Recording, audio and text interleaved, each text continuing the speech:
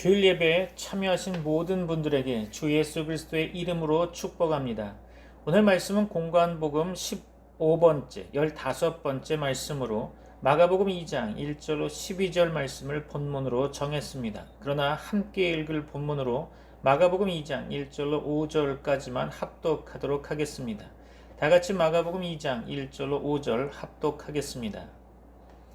수일 후에 예수께서 다시 가버나움에 들어가시니 집에 계시다는 소문이 들린지라 많은 사람이 모여서 문 앞까지도 들어설 자리가 없게 되었는데 예수께서 그들에게 도를 말씀하시더니 사람들이 한 중풍병자를 네 사람에게 메워 가지고 예수께로 올세 무리들 때문에 예수께 데려갈 수 없으므로 그 계신 곳에 지붕을 뜯어 구멍을 내고 중풍병자가 누운 상을 달아내리니 예수께서 그들의 믿음을 보시고 중풍병자에게 이르시되 작은 자야 네 죄 사함을 받았느니라 하시니 아멘. 우리의 육체는 매우 강해 보이나 정신의 지배를 받고 있는 연약함이 있습니다. 그래서 우리가 건강을 잃고 육체의 나약함 속에 있게 되면 우리의 마음은 그 어느 때보다도 욕심이 없는 넓은 마음을 갖게 되죠. 그래서 평소에 이해할 수 없었던 많은 일들이 이제는 우리의 이기심에서 비롯된 것임을 알게 되고 이 이기심은 우리의 욕심에서 시작된 것임을 새삼 깨닫게 됩니다. 우리가 건강을 잃게 되어 평범한 시간을 보낼 수 없게 되면 우리는 너무 바빠서 시간을 낼 수 없었던 지난 날들을 후회하며 세상의 많은 것들을 뒤로하고 하나님 앞에 나아가는 겸허한 마음을 갖게 되겠죠. 그리고 이를 통해 우리는 하나님의 은혜를 구하게 됩니다. 이것이 바로 우리의 부족함을 또는 연약함을 통해 하나님의 온전하심을 깨닫게 되는 것이며 하나님을 바르게 알아가는 지혜를 습득하게 되는 것입니다. 우리의 육체가 건강할 때는 우리의 약함보다는 우리의 강함이 우리에게 힘이 되는 어리석음을 범했는데 육체가 약해짐으로 인해 이제는 하나님의 강함 앞에 겸손히 무릎 꿇는 지혜를 배우게 됩니다. 약할 때 강함 되시는 하나님의 전능하심을 온전히 의지하며 여러분에게 하나님의 사랑을 경험하는 시간이 되길 바랍니다. 하나님은 오늘도 여러분을 포기하지 않고 부르고 계십니다. 여러분에게 이 시간 말씀을 깨닫는 시간이 되기를 축원합니다. 오늘 본문으로 하나님의 말씀을 상고해 보고자 합니다. 지난 시간 마가복음 1장 마지막 부분에서 시몬 베드로의 장모의 열병 치유와 한 나병 환자의 나병 치유를 보았습니다. 오늘 말씀은 지난주의 말씀과 연결선상에 있습니다. 오늘은 한 중풍병자를 치유하는 말씀이죠. 본문의 말씀을 요약하면 예수님께서 다시 가버나움에 들어가셨을 때 수많은 사람들이 예수님의 소문을 듣고 몰려들게 되죠. 이때 사람들 가운데 한 중풍병자를 네 사람이 메고 예수님께로 데려왔는데요. 그 집 앞에 사람들이 너무 많아서 접근할 수 없게 되자 그들은 그 집에 지붕을 뜯어 구멍을 내고 중풍병자의 누운 상을 달아 내렸습니다.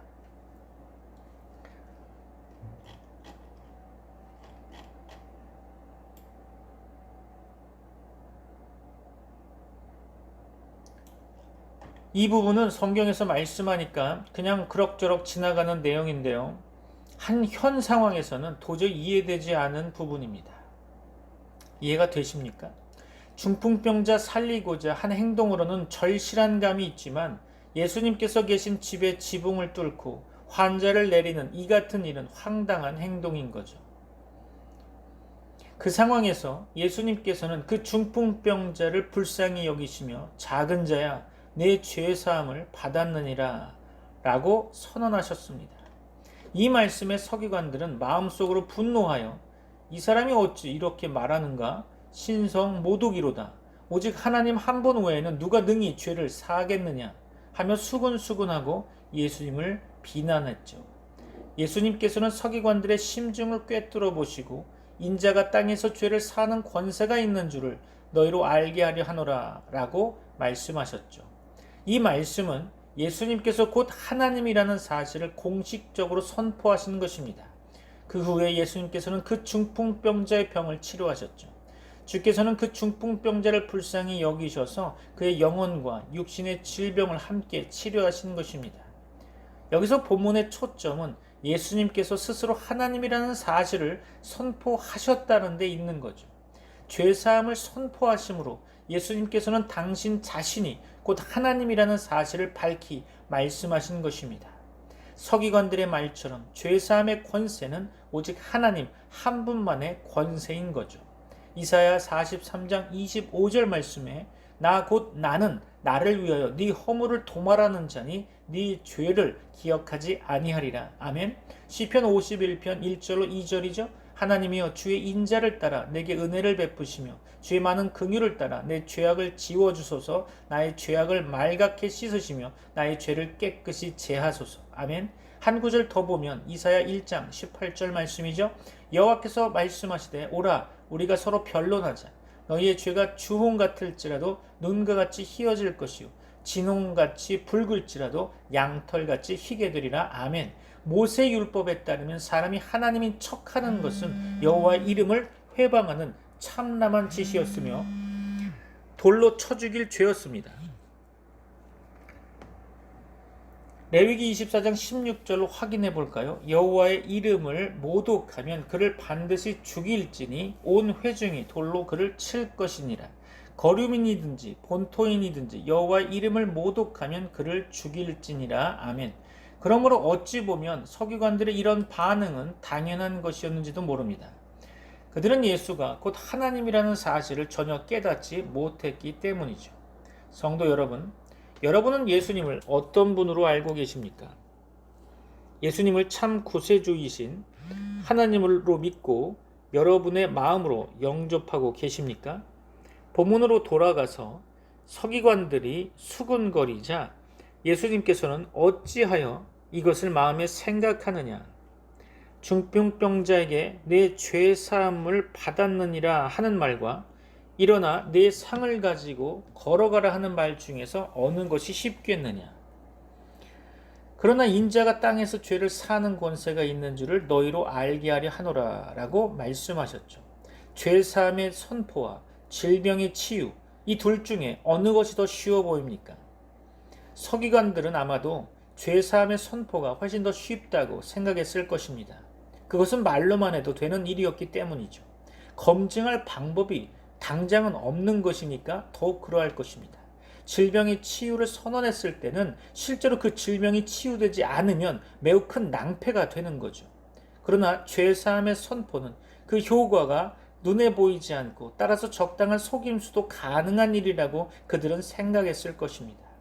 세상 욕심에 사로잡혀 있던 서기관들은 그렇게 예수님을 오해하며 불신했던 거죠.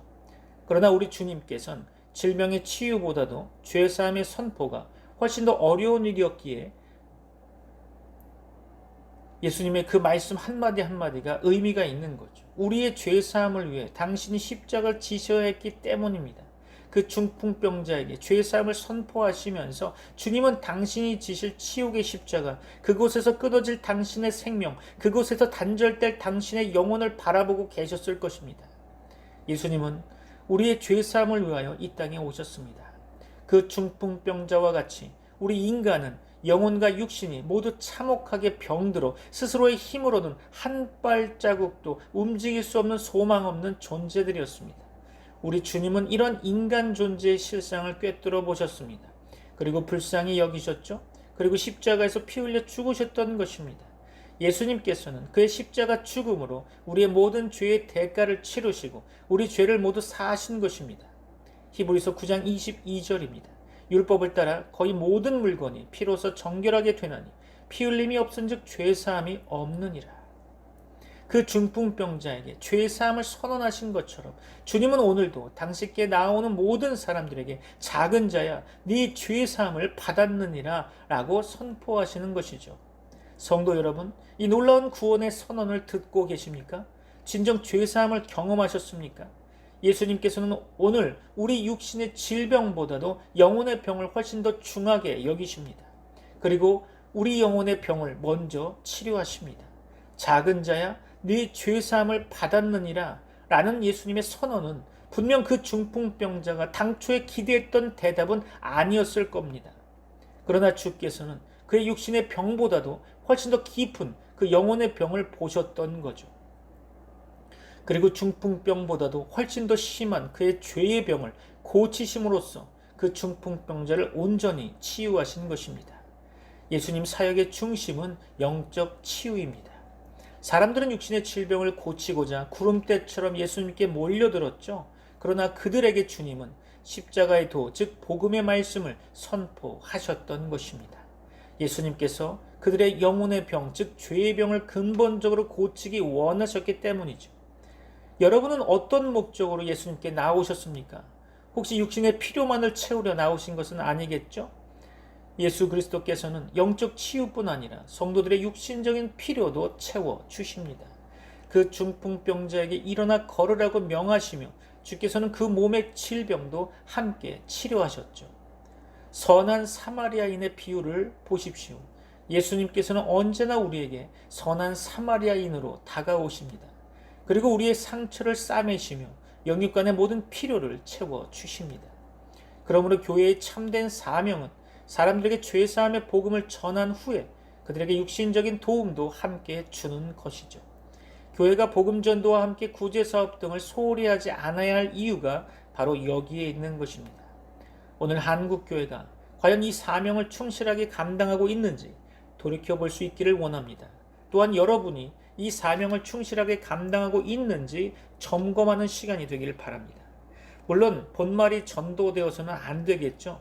어떤 교회는 복음 전도보다 사회사업 등에 더 치중하는 경우가 많습니다. 다시금 점검하는 시간이 되기를 바랍니다.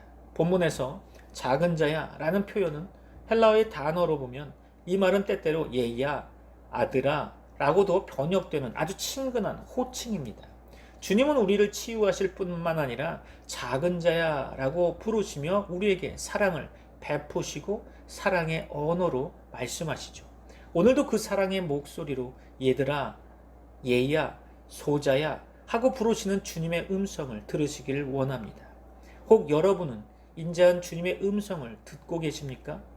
오늘 본문에서 우리는 아주 대조적인 두 종류의 사람을 보게 됩니다. 지붕을 뜯으면서까지 한 중풍병자를 데리고 예수님께 나온 사람들과 예수님의 구원 사역을 직접 목격하고도 믿기는커녕 오히려 예수님을 비난하고 욕하던 서기관들입니다. 예수님께 한 중풍병자를 데리고 온 사람들, 그들은 믿음으로 그 중풍병자를 데리고 왔습니다.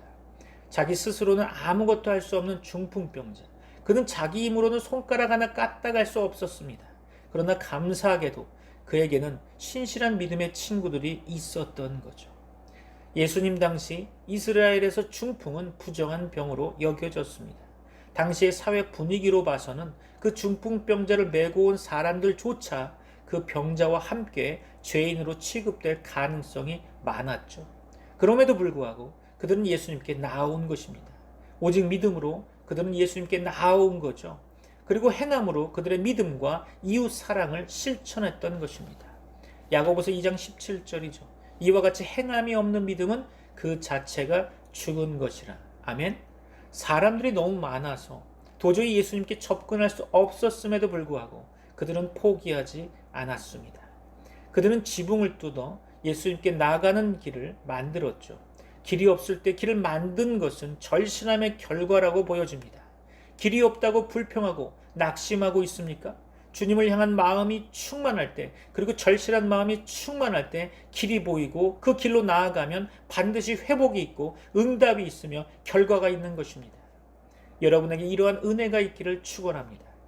그들은 진실로 예수님께 나가는 길을 만든 사람들이었죠. 웨이메이커, 길을 만드는 사람, 우리가 바로 이런 사람이 되어야 하지 않을까요? 고통받는 세상 사람들을 위해, 예수님을 알지 못해 고통당하며 애통하고 눈물 흘리는 그들을 위해 길을 만드는 사람, 길을 여는 사람, 예수님께로 인도하는 그 사람이 되어야 하지 않을까요? 예수님 안에 회복이 있고 예수님 안에 구원이 있으며 예수님 안에 응답이 있는 것입니다. 이스라엘은 열대 지방이라 지붕이 그렇게 견고하지는 않습니다. 그럼에도 불구하고 지붕을 뜯는 것은 쉽지 않는 거죠. 비상식적인 것 같기도 하고 또 무례하게도 보였을 겁니다. 그러나 그들은 결사적으로 예수님께 나아간 것입니다. 왜 그랬을까요?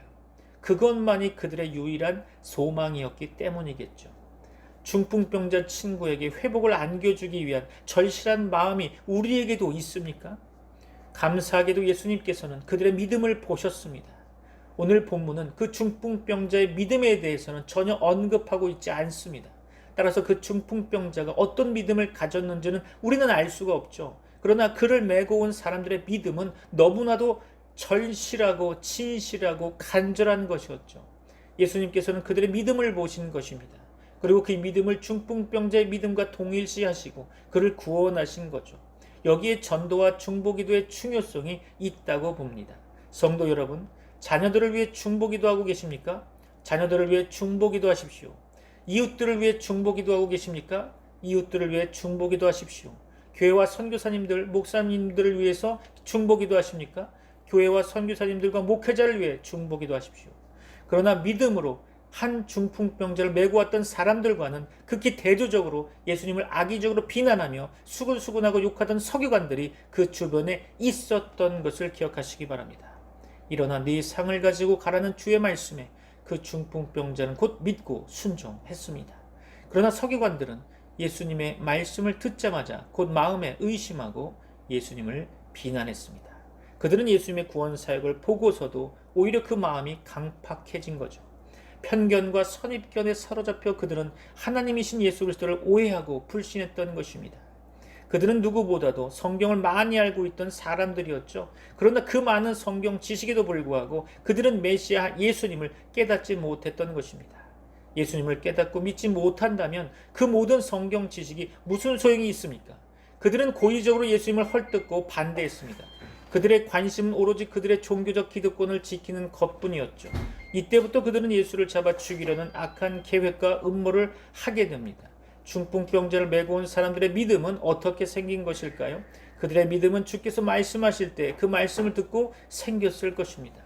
성경은 우리의 믿음이 말씀을 들음에서 나타난다고 기록하고 있습니다. 로마서 10장 17절이죠. 그러므로 믿음은 들음에서 나며 들음은 그리스도의 말씀으로 말미암았느니라.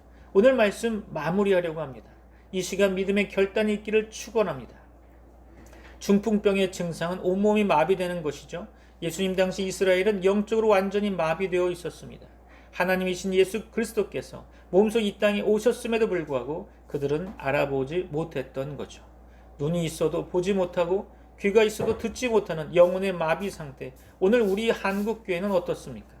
오늘날 영적으로 마비 상태에 빠진 일부 한국교회는 죄사함의 복음은 팽개치고 일어나 내 상을 가지고 걸어가라는 헛된 축복만 남발하고 있는 듯합니다. 서기관들은 예수님을 신성모독이라고 비난했죠. 성도 여러분, 진짜 신성모독이 무엇이라 생각하십니까? 죄사함의 복음, 십자가의 능력을 부정하고 팽개치는 것이 진짜 신성모독일까요? 그것이 신성모독 아닙니까?